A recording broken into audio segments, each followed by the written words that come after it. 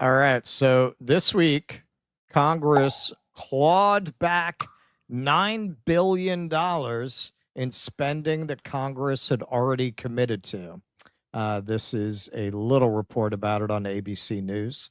At the heart of the Recisions Package, $9 billion in spending cuts. It's a small but important step toward fiscal sanity that we all should be able to agree is long overdue. Republicans celebrating the clawing back of those funds, including about $8 billion in foreign aid they say was wasteful. $2.2 million to reduce xenophobia towards Venezuelan migrants. $3 million for Iraqi Sesame Street.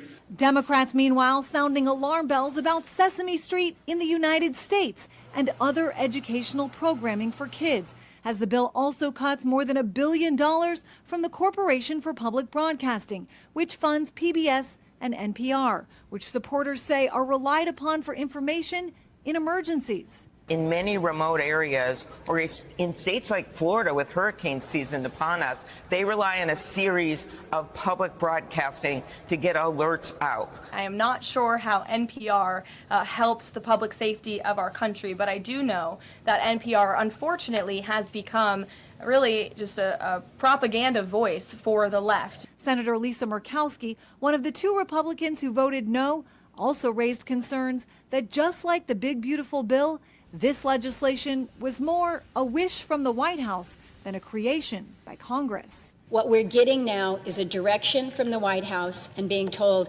this is the priority.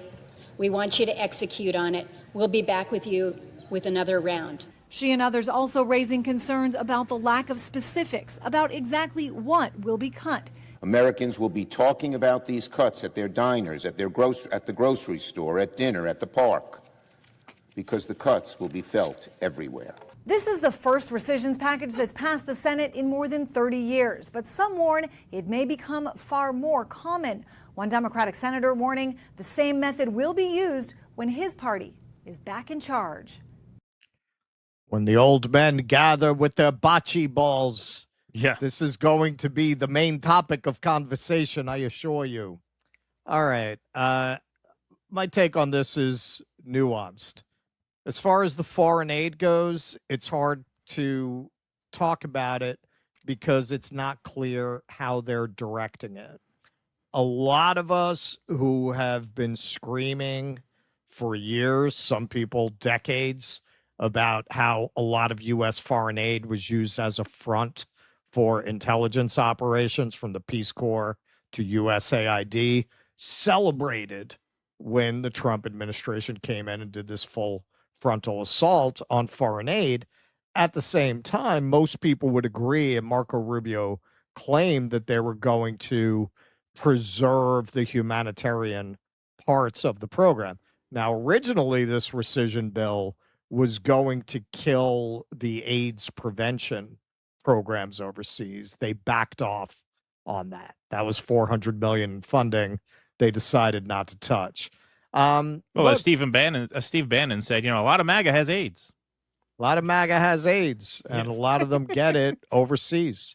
They travel overseas, they come back with the AIDS. Yeah. Matt Walsh, Matt Walsh put out really just mind-numbingly stupid tweet saying, why should I care about prevention of sexually transmitted diseases in a foreign country? Apparently, Matt Walsh thinks he lives in 1140 AD, where if it's over there, it's not going to come to you over here. We don't have diseases don't spread worldwide. We didn't just experience that very recently. Whatever you think about the origins of it, certainly we had a pandemic, right?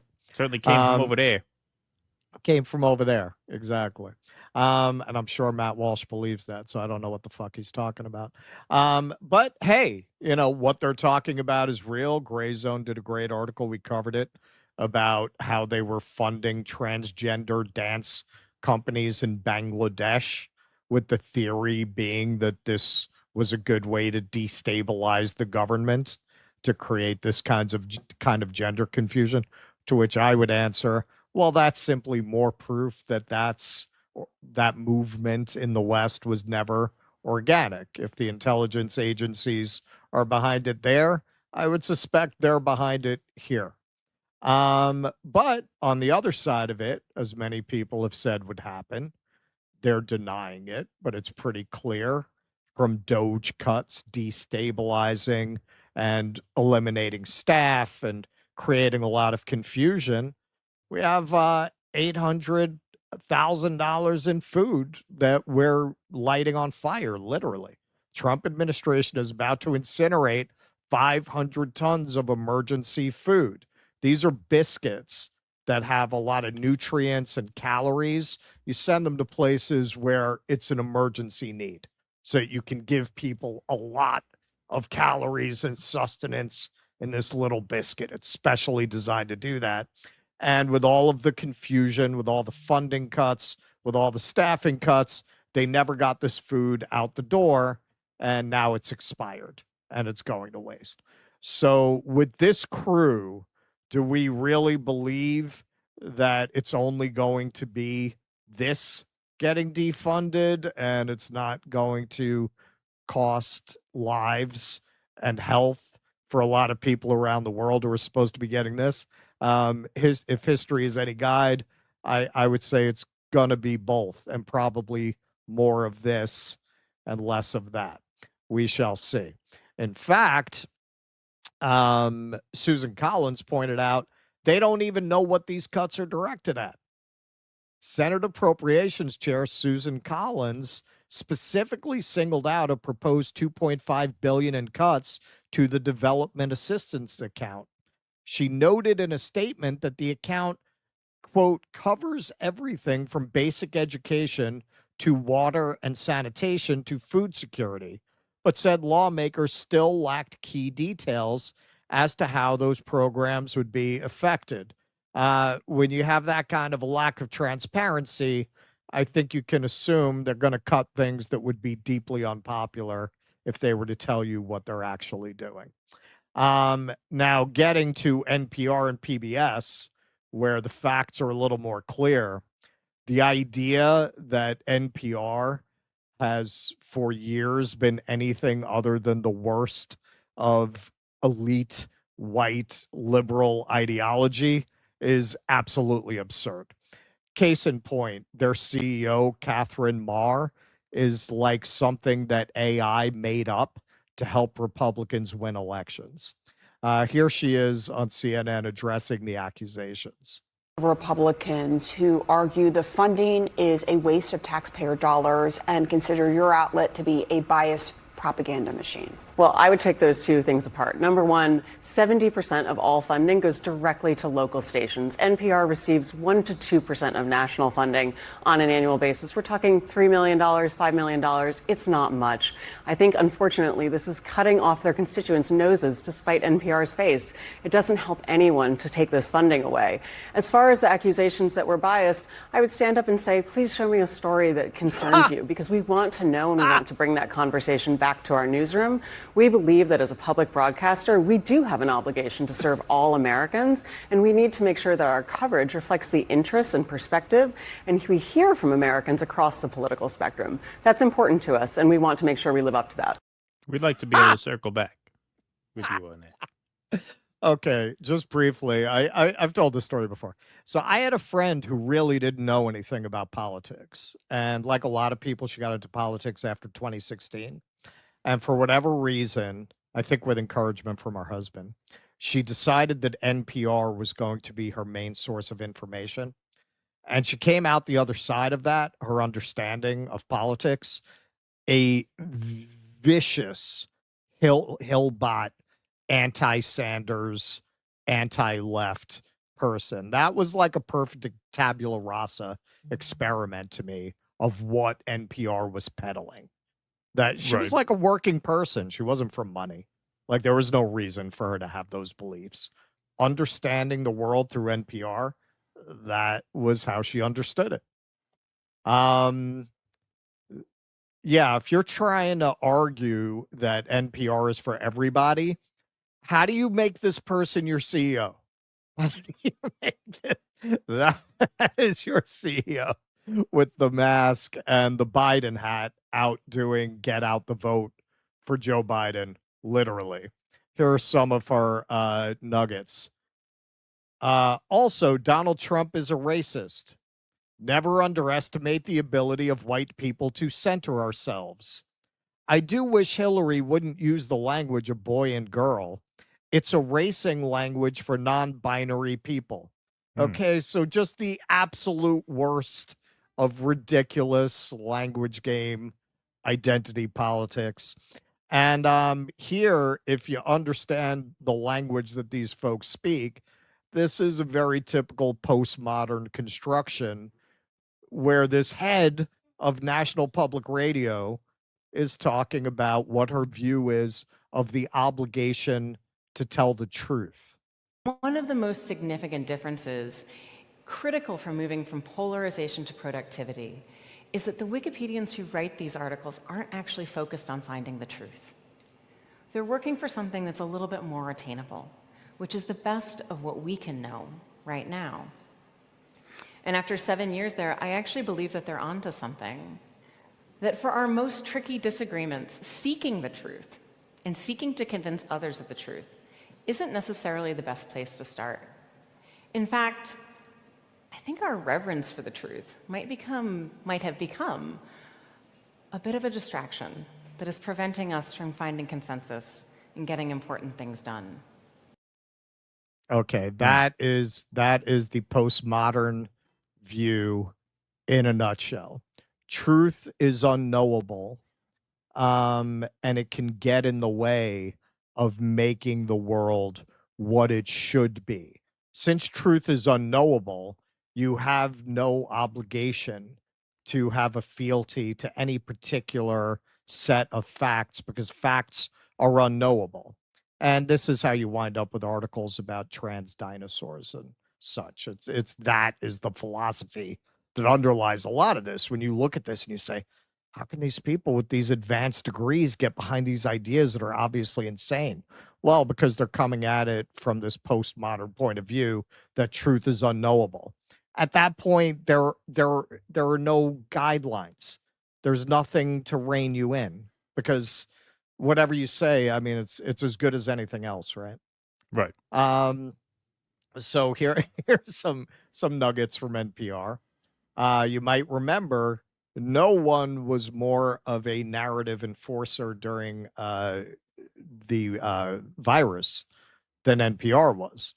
A new poll finds 40% of respondents believe in a baseless conspiracy theory that the coronavirus was created in a lab in China. There is zero evidence for this. Scientists say the virus was transmitted to humans from another species. This was December 31st, 2020. How about the laptop? This was pretty infamous. They not only refused to cover it, they wrote a whole article about why they weren't covering it. Why haven't you seen any stories from NPR about the New York Post's Hunter Biden story? We don't want to waste our time on stories that are not really stories. And we don't want to waste the listeners' and readers' time on stories that are just pure distractions. What queer ducks can teach teenagers about sexuality in the animal kingdom? You really can't make this shit up. That's the real story. That's the real story here. NPR educated the nation on the, I remember this, whole community of genderqueer dinosaur enthusiasts and trans ceratops. Many people who are queer, whether they are trans or some other form of genderqueer or whatever it is, we love dinosaurs. Yeah, no. I can see why they had no fear that the Republicans would finally achieve their decades-long goal of defunding public radio with this kind of output. How on earth could you be putting out this kind? And these are not random. If you've followed NPR, these are not cherry-picked. This is very typical of NPR, what NPR has become. How can you argue that the public has an obligation to fund it? This is not news. This is propaganda for not a left ideology. It's a very specific upper crust, very white kind of an ideology, as we will see from their viewership. Now, you might remember Yuri Berliner, a self-described Volvo driving liberal, resigned after 25 years at NPR because of the ideological capture of the newsroom, which he says was not the way it was when he first joined NPR. A couple of excerpts from this. Back in 2011, although NPR's audience tilted a bit to the left, it still bore a resemblance to America at large. 26% of listeners describe themselves as conservative, 23% as middle of the road, and 37% as liberal. By 2023, the picture was completely different. Only 11% described themselves as very or somewhat conservative, 21% as middle of the road, and 67% of listeners said they were very or somewhat liberal. We weren't just losing conservatives, we were also losing moderates and traditional liberals, and I would say leftists. Now, say, well, these conservatives are just uncomfortable because they're addressing issues of iniquity and injustice. Well, you would think that would be reflected in the audience then, right? Despite all the resources we devoted to building up our news audience among Blacks and Hispanics, the numbers have barely budged. In 2023, according to our demographic research, 6% of our news audience was Black, far short of the overall U.S. adult population, which is 14.4% Black. And Hispanics were only 7% compared to the overall Hispanic adult population, around 19%. Our news audience doesn't come close to reflecting America. It's overwhelmingly white and progressive, I would say liberal, and clustered around coastal cities and college towns. These are perilous times for news organizations. Last year, NPR laid off or bought out 10% of its staff and canceled 4 podcasts following a slump in advertising revenue. Our radio audience is dwindling, and our podcast downloads are down from 2020. The digital stories on our website rarely have national impact. They aren't conversation starters. Our competitive advantage in audio, where for years NPR had no peer, is vanishing. There are plenty of informative and entertaining podcasts to choose from. So what he's describing there, I would say, is a combination of a couple of elements. One of them is just that the world is changing, where people consume information is changing. What he's describing there, that there's been a collapse in their podcast downloads. He talks a little bit in the article about how there used to really be no place else you could go to hear people with different points of view really have an hour-long conversation. Now there are, really pioneered by Joe Rogan. There are a unbelievable amount of people who are doing these long-form debates, long-form interviews. There is, and really, when you look at what NPR has become ideologically, a lot of those sources are much better and much less filtered and much less screened for a particular ideological point of view. So who's it really serving? It is serving a community that does not have any lack of options. They certainly have the resources to fund, if they like this kind of shit, given that their audience is mostly, as you can hear from the demographic breakdown, wealthy white people, they can certainly fund NPR if that's what they want. I don't think when you look at those headlines, when you look at who the CEO is, when you look at what Yuri Berliner, liberal in good standing, describes his experience in the newsroom as, and that article is really worth checking out if you haven't,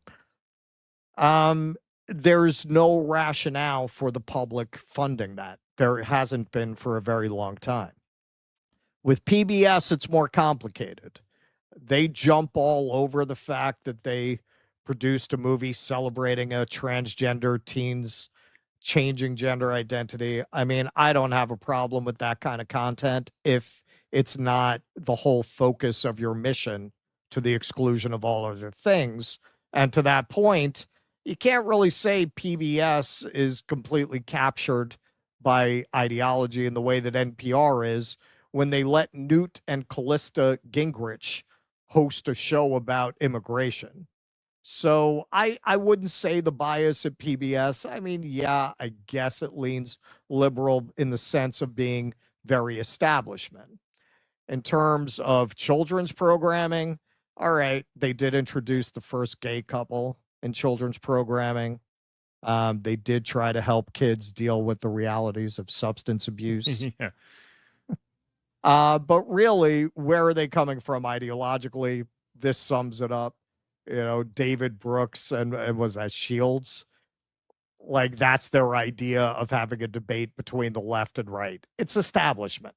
It's very establishment. It's not, it's that squishy uniparty thing that doesn't really have an ideology, that's very comfortable with George W. Bush and very comfortable with Joe Biden and not very comfortable with anything outside of that bracket, right? Now, we do live in a world, going back to the changing landscape. I would wager, I haven't seen any numbers on this. You have kids, you might have more insight than I do. I would wager a lot more kids are watching Ms. Rachel these days than are watching Sesame Street. That's probably true. That's probably true. I mean, it's probably true that YouTube has sort of dwarfed, PBS's audience. Right. At the time that PBS was created, Johnson was president. It was a different country. It was a different world. Like, obviously, there was a very compelling need for that at the time. Is there now? Can you really make that argument? Like, I don't think there's as much of an ideological capture argument with PBS. There's definitely a why does the public need to fund this argument in a changing world. This is just a screenshot from my own YouTube of the history tab, right? I mean, I would argue, even though I subscribe to certain history programs, I probably watch more history on YouTube than anywhere else. Like, yeah, sure, man, you got your crackpots, but you have like some legitimate historians who go out and start a YouTube channel who do some very good work if you want to take the time to discover them. This stuff's all free. It's all free. So the argument, but that's not free. It is free. It is free. YouTube has millions and millions and millions of videos on every conceivable subject.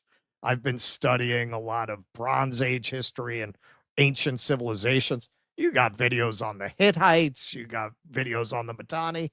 Anything that you could think of, they have. Somebody did some research on it and put it online. I subscribe to the Great Courses. That's what, $10 a month. College level courses, lecture series on wide variety of subjects, thousands of things on there. Curiosity Stream, this is like $40 a year for Curiosity Stream. So even your argument for things like American Experience, I like American Experience. I think those documentaries are pretty good. I can't say they're doing anything that is not available widely in other places. So I must say the Republicans who are arguing it's not 1965 and there's no obvious need for this, I'm inclined to agree. The argument that these rural stations are something that people rely on for emergency alerts, I mean, really? Really? Like, is that a lot of Republicans who govern rural areas or represent rural areas have said they don't know anybody who gets their information that way. Now, they could be lying, but I can't imagine in a world of cell phones that your local PBS station is more a source of, say, a tornado alert than your phone is. And even were that the case, well, the answer would be a better emergency alert system. It wouldn't be to maintain an entire infrastructure of public television and public radio that I think by any fair estimation has probably outlived its usefulness. And in the case of NPR, has completely undermined its credibility and any rationale for its existence. Yeah, I mean, when it comes to NPR, there's sort of the political argument that it's biased, right? Now, in terms of the local affiliates for NPR, I was always under the understanding that they didn't actually get money, that NPR just hosted them. Maybe I'm wrong about that. What she's saying is that they get most of the money. Right. I don't know what the truth is about that. I thought it was the other way around. That matches the reporting that I saw. Okay. That most of the money does go back to these local stations. Okay. As I understood, they were independently owned and operated, and NPR hosted their stuff. Maybe that's not true. That's fine. When it comes to PBS, yeah, I mean, is it 100% necessary? Maybe not, but there's a lot of government spending that's not 100% necessary, obviously. I think it's still good to have something that exists not for profit. You know, these YouTube shows are free to watch on the consumer level, but they're still for-profit ventures. They are still commercial enterprises. I think there's something to be said for just public broadcasting, public children's entertainment, public documentaries, you know, that's not made, you know, by a for-profit commercial enterprise. So, yeah, I mean, I don't think there's a need to fuck with PBS. I think obviously with NPR, there's just the political principled argument that, yeah, I mean, if you're going to do propaganda, you could do your own propaganda, especially when the people who consume that propaganda are wealthy enough to fund their own propaganda machine if they want it. Yeah. Exactly. Yeah. What community are you serving? Yeah, exactly. Like, what community are you serving? I mean, you talk about, like, what was the thing they talked about? Oh, the centrist Democrats who didn't want to pay for free college. They complained it was a handout to the rich, which, of course, it's not. But, I mean, this is a handout to the NPR is a handout to the rich. I mean, the people who listen to NPR skew much wealthier. You know. Now, as for the local stations, I mean, it would suck if they get screwed over. I don't exactly know how that works, and that's unfortunate. But again, that is an unforced error on the part of NPR by presenting themselves in a way that, of course, is going to make them vulnerable to these kinds of attacks. You know, I'm all for, in principle, you know, national public broadcasting and radio, and you know, cities and municipalities that have public access TV shows and things like that. Like, I'm not opposed to that. But if you're going to do that, yeah, you can't be that in your face one-sided, because then there is just the philosophical and principled argument. Well, if you're going to do one-sided propaganda, that's the kind of thing you could do on your own. Right. Yeah. And you can't obligate the public to subsidize that. Right. Exactly. Please clap.